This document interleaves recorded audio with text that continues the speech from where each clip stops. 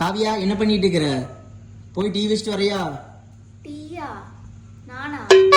உங்க கையால நீங்க அந்த கேரமல் டீன்னு ஒன்று வைப்பீங்களே, அதை வச்சுட்டு வாங்க, 2 பேரும் சேர்ந்து குடிக்கலாம். உனக்கு சொன்னா எனக்கு சொல்றியா நீ?